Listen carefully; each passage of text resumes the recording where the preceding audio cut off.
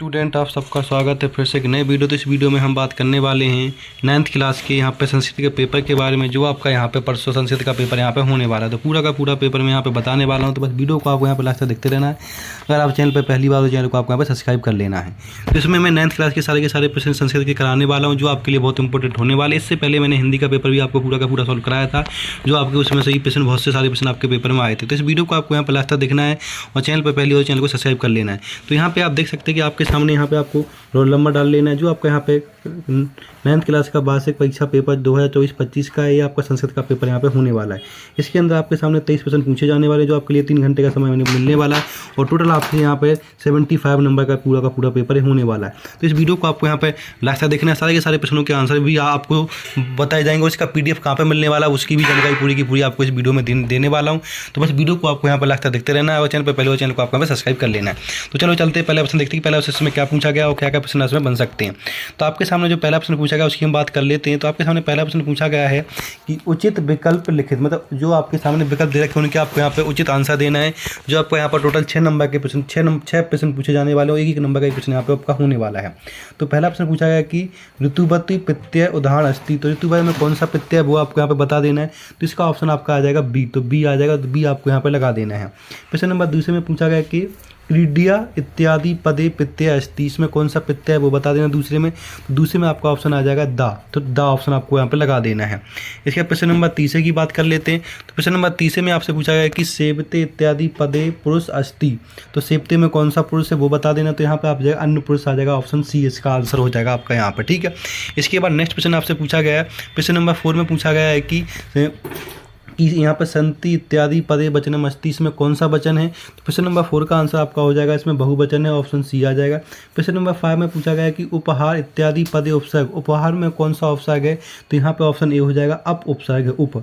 इसके बाद प्रश्न नंबर 6 से पूछा गया कि जन केन इत्यादि पदे विभक्ति। इसकी कौन सी विभक्ति है। तो यहाँ पे आपका ऑप्शन आ जाएगा बा, ऑप्शन बा आ जाएगा, मतलब कि तृतीय विभक्ति है। तो इस तरह से आपके पूरे के पूरे बहु विकल्प प्रश्न पूरे के पूरे मैंने यहाँ पे करा दिए विद आंसर के साथ। तो इसको आपको अच्छे से देख लेना, और पेपर जाने से पहले इसको आपको अच्छे से याद कर लेना है।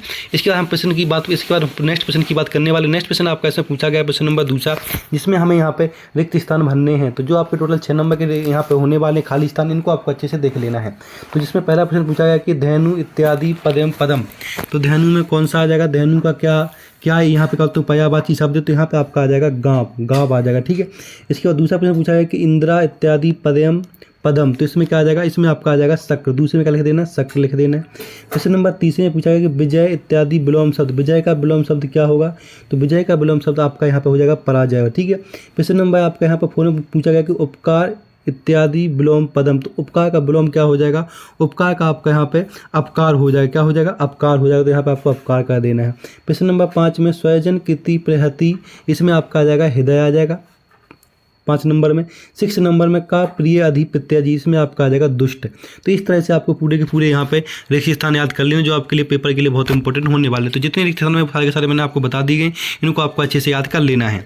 इसके बाद नेक्स्ट प्रश्न की बात कर ले, प्रश्न नंबर तीसरा। तो तीसरे में हमें यहाँ पे आपको मैचिंग मिलानी है, जो आपके सामने टोटल 6 नंबर की मैचिंग यहाँ पे होने वाली है। तो इनको भी आपको ध्यान से देख लेना है। सारे के सारे प्रश्न आपके लिए बहुत इंपॉर्टेंट यहाँ पे होने वाले हैं। तो आपके सामने जो यहाँ पे पहला प्रश्न, जो पहली मैचिंग है कि रामस्य कौन सा वचन में, एक वचन आ जाएगा यहाँ पे पष्टि एक वचनम में। दूसरा आ जाएगा यहाँ पे फलानामम, ये आपका पष्ट बहुवचनम में आ जाएगा। तीसरा आपका यहाँ पे पूछा गया कि लता है, तो ये आपका यहाँ पे चौथे में मिल जाएगा, और चौथा वाला आपका तीसरे में मिल जाएगा। 5 वाला आपका 5वें में, और छठा वाला आपका छठे में। तो इस तरह से आपको मैचिंग पूरी की पूरी मिला लेनी है, जो आपके पेपर के लिए बहुत इंपॉर्टेंट होने वाली, बहुत ही महत्वपूर्ण है। तो इनको आपको अच्छे से याद कर लें। जितना बताएगा इतना आप कर लेते, तो आपके लिए पेपर के लिए बहुत इंपॉर्टेंट हो जाता है। ये मैं जो बता रहे हैं वो आपके लिए बहुत इंपॉर्टेंट यहाँ पे होने वाला है। अब हम बात करने वाले नेक्स्ट प्रश्न की। नेक्स्ट प्रश्न आपसे यहाँ पे पूछा गया प्रश्न नंबर 4, जिसके अंदर आपसे 6 प्रश्न पूछे जाने वाले और 6 नंबर के पूछे जाने वाले। इसमें आपको उत्तर देना कि एक वाक्य में इसमें उत्तर देना है, आपसे प्रश्न पूछा जाएगा। इसमें पूछा गया कि पितृ क्षीणन की दृश्य भवती। तो इसमें आपका क्षीणन का होता है, तो इसमें आज क्षीणन का क्या लिख देना आपको यहाँ पे, आज क्षीण लिख देना, ठीक है। इस तरह से आपको यहाँ पे लिख देना है पहले में। दूसरे में पूछा गया कि चटक कस्य शाखेम नीड़ रचयिता। तो इसने किसको रचा है। तो बट वृक्ष लिख देना। दूसरे में क्या लिख देना, बट वृक्ष कर देना दूसरे में। तीसरे में पूछा गया आपसे नीरस शब्दस्य विलोम पद विभक्ति। नीरस का विलोम शब्द क्या हो जाएगा, सारस। तो सारस भर देना आपको तीसरे में, ठीक है। इसके बाद प्रश्न नंबर चौथे में पूछा गया है कि अध शब्दम विलोम पदम, अध का विलोम क्या हो जाएगा, उधर्व। क्या कर लेना, उधर्व कर लेना आपको यहाँ पे प्रश्न नंबर 4 में क्या लिख देना, उधर्व। तो इस तरह से आपको यहाँ पे कर लेना उधर्व। ये आपका 4 का। फिफ्थ में पूछा गया आपसे कि मानव कृतु को सुरक्षित तीर्थी, तो यहाँ पे आपको पर्यावरण को सुरक्षित करने की बात किसको हो रही है, पर्यावरण को सुरक्षित करने की बात हो रही है, तो यहाँ पर्यावरण लिख देना आपको। प्रश्न नंबर 6 में पूछा गया है कि तीरे शब्दस्य पर्याय किम अस्ति, तो तीरे में क्या आ जाएगा, तटे आ जाएगा आपका यहाँ पर, तटे। तो इस तरह से आपके यहाँ पे 4 वाला प्रश्न पूरा का पूरा मैंने करा दिया। अब बात करने वाले प्रश्न नंबर 5 की।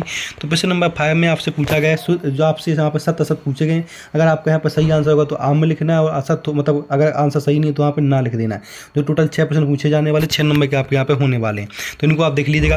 तो पहला प्रश्न पूछा गया कि दीर्घ संधि उदाहरण मनोहरी अस्ति, जो दीर्घ संधि है उसका उदाहरण मनोहरी है, सही है गलत, ये आपका एकदम असत हो जाएगा, आम लिख देना आपको यहाँ पर। दूसरे में पूछा गया कि सदैव वृद्धि ग्रंथे, तो दूसरे में पूछा गया कि सदैव वृद्धि संधि उदाहरण वृद्धि, तो सदैव वृद्धि संधि उदाहरण क्या हो जाएगा, तो इसमें आपका हो जाएगा ये आपका एकदम असत्य, ये आपका एकदम यहाँ पर सत्य हो जाएगा, तो आपको यहाँ पे ना लिख देना, क्या लिख देना, असत्य है, यहाँ पर सत्य में आपको आम लिखना है, ना में आपको ना लिख देना है। तृतीय पूछा गया तत्व लीन प्लस त्लोलीन अस्ति है, सत्य असत्य है, तो ये आपका यहाँ पे आपको आम लिख देना है, ठीक है, ये आपका असत्य हो जाएगा, ये सत्य, ये आपका असत्य हो जाएगा।